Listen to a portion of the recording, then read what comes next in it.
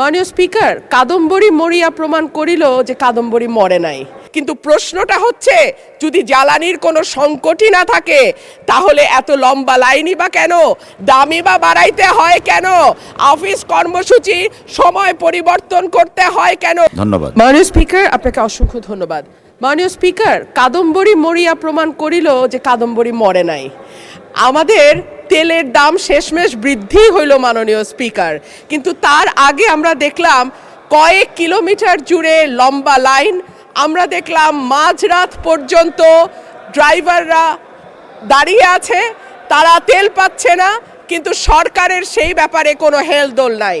আশ্চর্য হয়ে লক্ষ্য করলাম মাননীয় স্পিকার, মন্ত্রীরা যখন সংসদে বক্তব্য দেন তখন তারা অবলীলায় বলেন বাংলাদেশে জ্বালানির কোনো ঘাটতি নাই, কিন্তু মাননীয় স্পিকার যখন তেল নিতে যায় তখন দেখা যায় 3 কিলোমিটার লম্বা লাইন।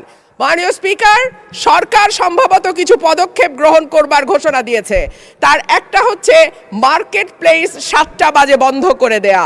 চমৎকার সিদ্ধান্ত মাননীয় স্পিকার, তবে মনে রাখতে হবে কেনাকাটা বা শপিং যেটুকু হয় সেটুকু সন্ধ্যার পরেই হয়, তার আগে হয় না। 2 হইল অফিস আদালতের সময় বলে পরিবর্তন করবে। 5 দিনের জায়গায় 4 দিন বা 3 দিন তারা কর্মঘণ্টা ঠিক করবে। কিন্তু প্রশ্নটা হচ্ছে, যদি জ্বালানির কোনো সংকটই না থাকে তাহলে এত লম্বা লাইনই বা কেন, দামই বা বাড়াইতে হয় কেন, অফিস কর্মসূচি সময় পরিবর্তন করতে হয় কেন? এই প্রশ্নগুলো তো ওঠে মাননীয় স্পিকার। মাননীয় স্পিকার, আপনার মাধ্যমে এই সংসদের কাছে আমি জানতে চাই, জ্বালানি মন্ত্রীরা যখন গণমাধ্যমে কথা বলেন তখন মনে হয় বাংলাদেশে আল্লাহর রহমতে কোনো সংকট নাই।